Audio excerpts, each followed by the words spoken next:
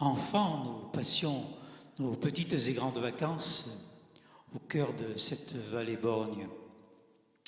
En montant en voiture, je me rappelle encore comme si c'était hier, en sortant d'Aduse sur la longue ligne droite bordée de platanes, le poste qui avait été installé dans la boîte à gants diffusait cette chanson.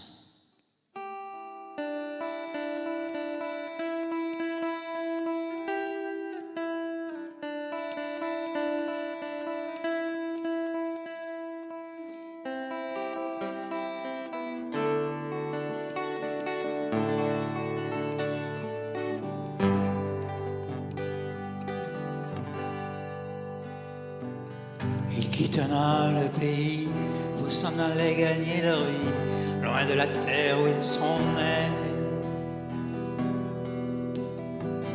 Depuis longtemps, ils ont rêvé de la ville et de ses secrets, du formica et du ciné. Les vieux, ce n'était pas original quand ils s'essuyaient machinal d'un revers de manche les lèvres. Ils savaient tous à propos tuer la caille ou le perdreau et manger la tome de chèvre. Pourtant que la montagne est belle, comment peut-on s'imaginer en voyant un vol d'hirondelles que l'automne vient d'arriver. Une fois, nous étions partis un peu plus tard que d'habitude et nous arrivions à l'entrée de Saumane, la nuit tombée. Et là, surprise, la circulation bloquée, les gens dansaient sur la place et débordaient sur la route. On a garé la voiture pour ce tourbillon de jouvence.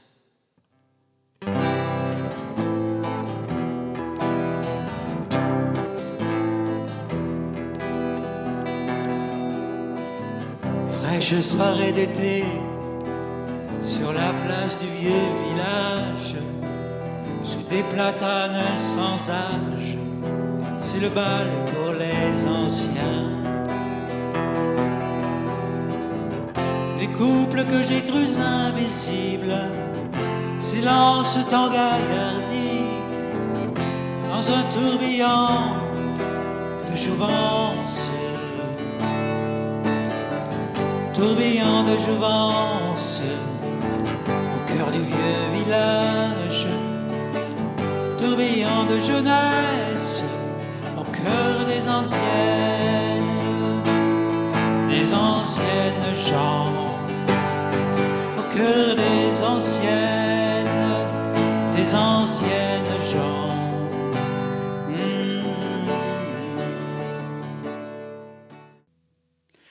Parfois, on était un peu plus serré qu'à l'habitude dans la voiture. En effet, montait avec nous un jeune homme qui était à l'époque apprenti boucher. Il allait jusqu'à Saint-André retrouver sa dulcinée. Ensuite, il a ouvert sa boucherie au bord du Gardon. Et il avait un petit fourgon avec lequel il faisait la tournée. Saint-Pierre.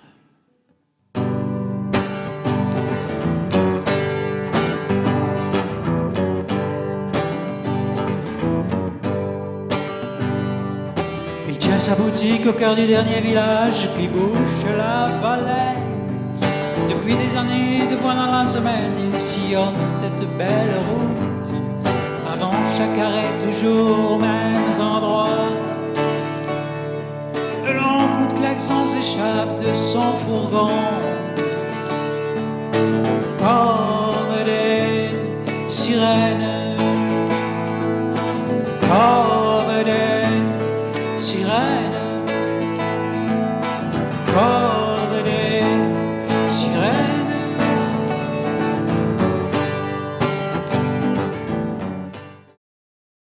C'était à la fin des années 60 et le village de Saumane avait déjà une mairesse.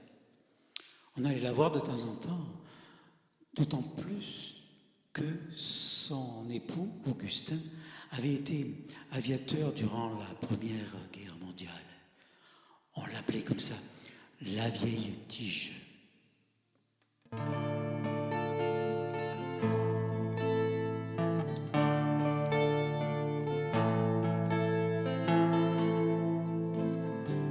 On l'appelait comme ça, la vieille tige, aviateur héroïque de la Grande Guerre. Ses jambes ne le portaient plus, mais une fois l'été venu, il sortait sur la terrasse du haut. Nous on allait le voir tout émerveillé. Il pointait le ciel de son index, traçant des lignes de combats aériens.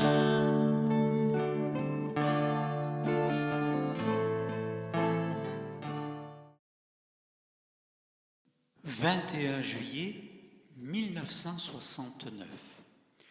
À travers les branches d'un vieux mûrier, j'observe la lune. On dit que je suis toujours dans la lune alors. Mais là, cette fois, je la regarde de plus près, comme pour essayer d'apercevoir cet étendard qui vient d'y être planté. En effet, on a retiré le poste de radio de la boîte à gants de la voiture et en écoutant direct ce qu'on appellera un petit pas pour l'homme et un grand pas pour l'humanité. Vieux mûrier.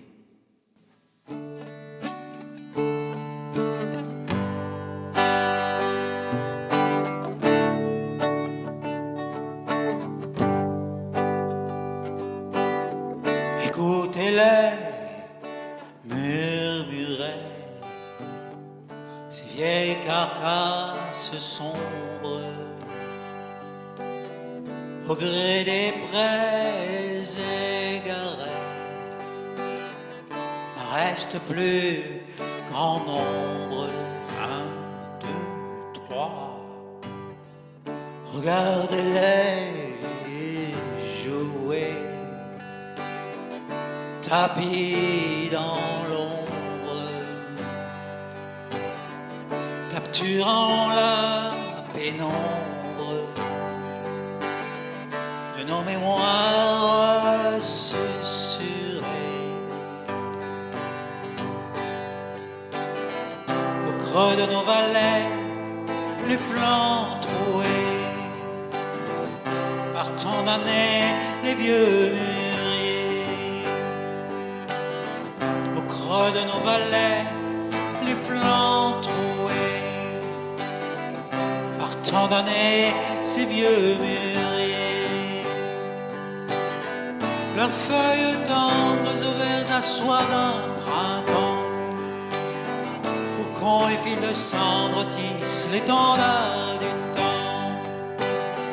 Leurs feuilles tendres aux verts assois d'un printemps, cocons et fils de cendre tissent l'étendard du temps.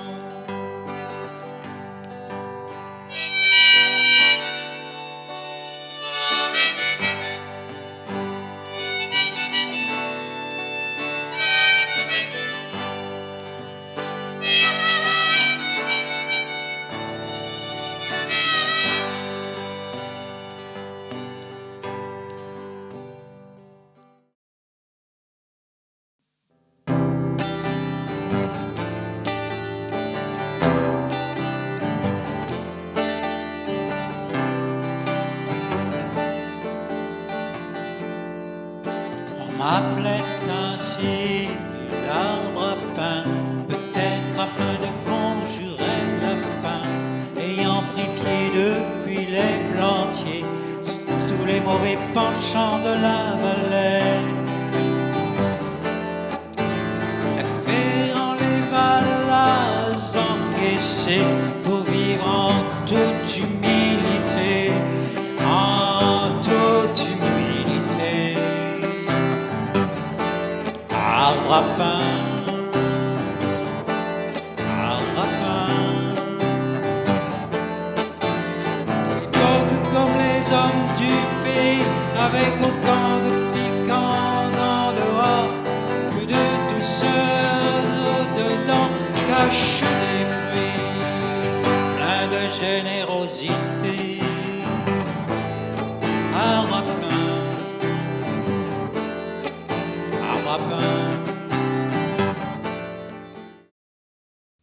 Les premières années, nous campions au Verdier.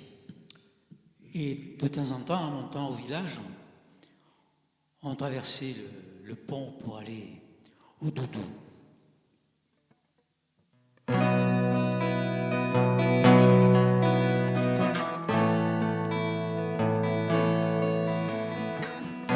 Nous traversions le Gardon pour aller au Doudou,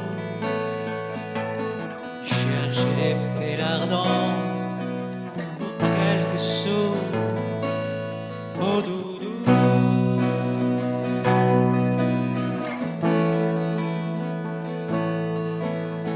Bergerie et fromagerie, tout en pierre de schiste bâtie. Une douce fraîcheur délicieusement prometteuse au Doudou.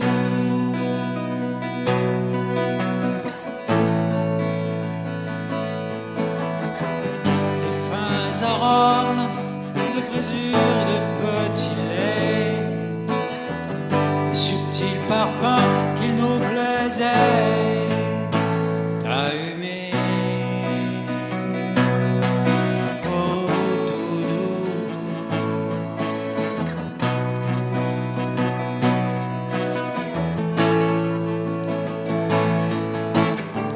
Les énormes européennes qui venaient à s'imposer, bientôt faudrait un labo en vrai pour continuer ici à subsister. Oh Doudou. Ouais, je l'ai vu, c'était dans le journal d'hier ou d'avant-hier. Non, pas en première page, mais ça va arriver, vous allez voir, ça va arriver. Alors, de temps en temps, une petite 4L blanche s'arrêtait devant la maison. Et c'était un ancien voisin du camping du Verdier qui venait nous rendre visite.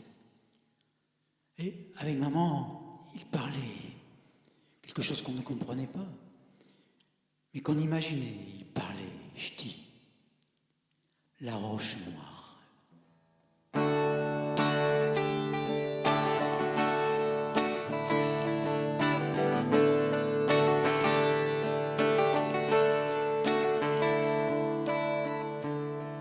On avait trouvé la roche noire, richesse des pays du Nord, au cœur même des sept veines, au sud du vieux massif. L'or nouveau rutilant anthracite, creuser des noires galeries sans une faille, à la force des poignets. À l'heure des lampes comme des gardiennes.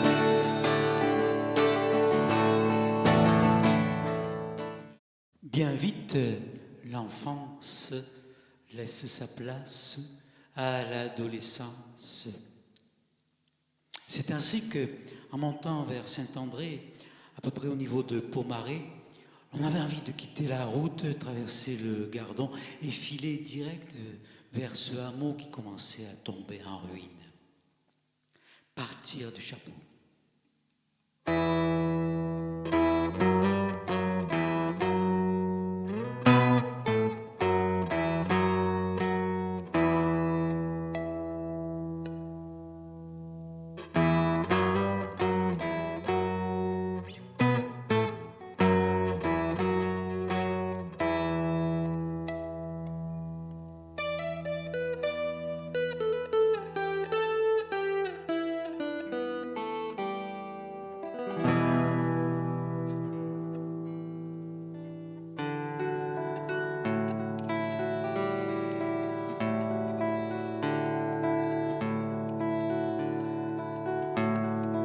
Première maison du hameau commence à partir du chapeau. La route ne passe plus là-haut, faudrait aller sans auto. Aux lézards des murs sommeil, ces lézards amoureux de soleil. L'ombre est à l'intérieur comme une vie antérieure. L'ombre est à l'intérieur comme une vie antérieure. Partir du chameau pour monter vers ce hameau. Ado, ado de bourricot. Partir du chameau pour monter vers ce hameau. Ado, ado de bourricot. Là-haut.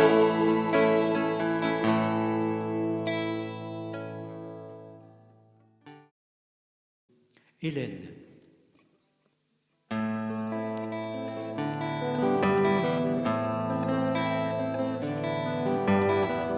Tout au-dessus du vieux village, tout comme sur un nuage,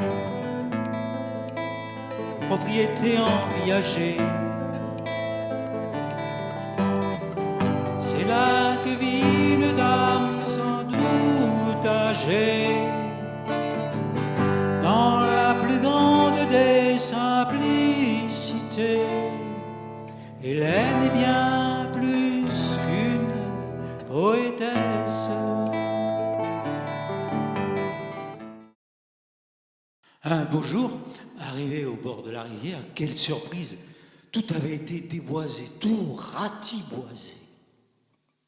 Les cheveux à la rivière.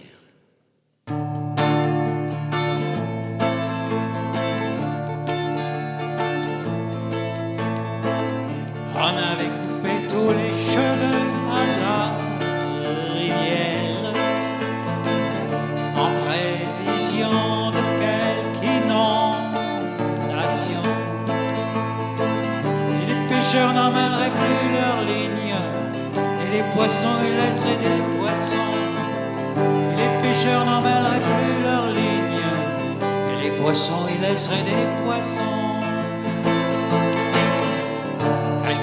Des jours heureux, la belle rivière, dans un grand lit bien dégagé derrière les oreilles. Et les oiseaux ne feraient plus chanson de leurs ramures aux poissons. Et les oiseaux ne feraient plus chanson de leurs ramures aux poissons.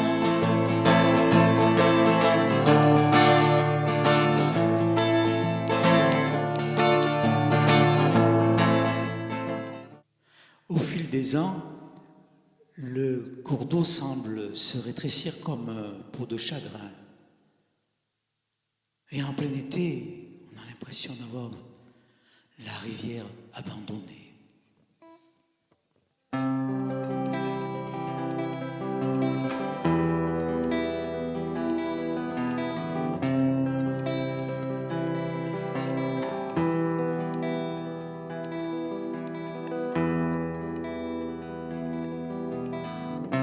Le long de la rivière abandonnée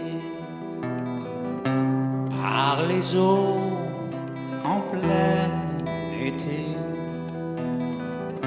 le flot ondulait de nos pensées par quelques souvenirs ravivés.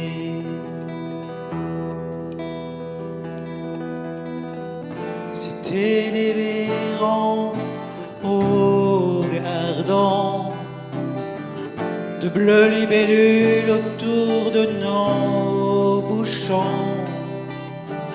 Les araignées d'eau, même pas peur de se faire piquer. Oh non, non.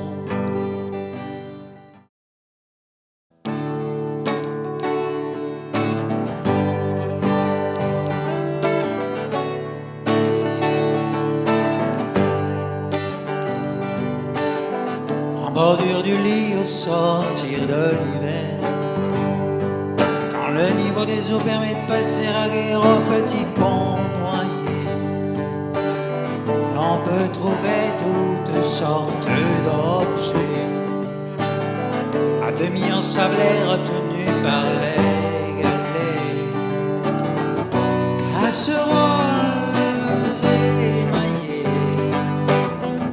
bancs de drap jadis mi-donnés, mi-donnés, mi-donnés, mi-donnés,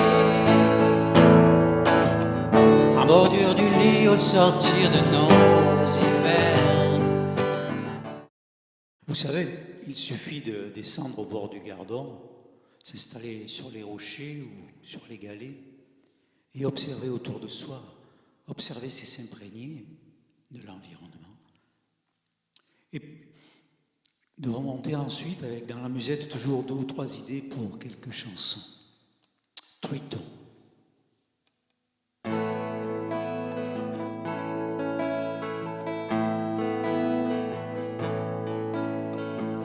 Comme un enfant, je contemplais l'agitation d'un banc de vairons lorsqu'une truite vint à s'arrêter là, à 2 pas de moi.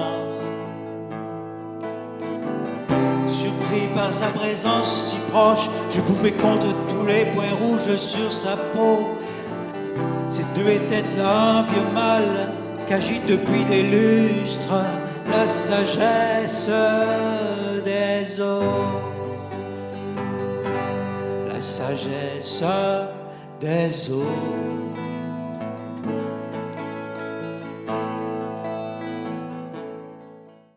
Voilà, c'est le dernier jour des dernières vacances peut-être. Et là alors, au petit matin, éclate un orage terrible. Roulement de tambour.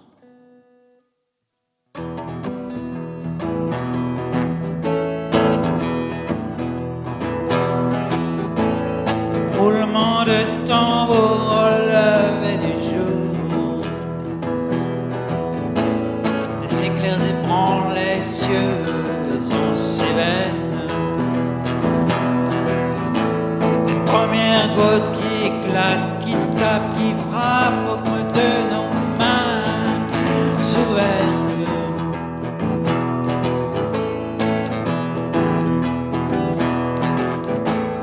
C'est l'orage tant attendu, le rideau des eaux sur nos oripeaux, une douce fraîcheur dans toute sa splendeur,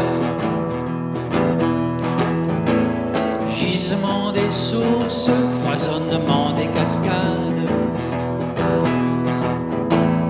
les eaux qui s'envolent se déroulent de moins en moins blondes.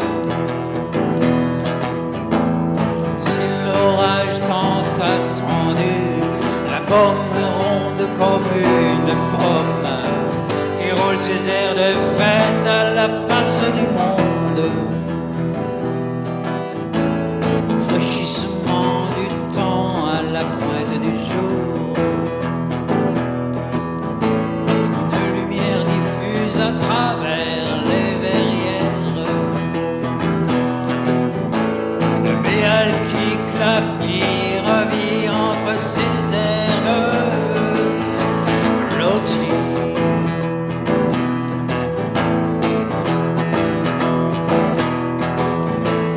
C'est l'orage tant attendu, l'assourdissante clameur feuillue qui de nos vies mord la poussière.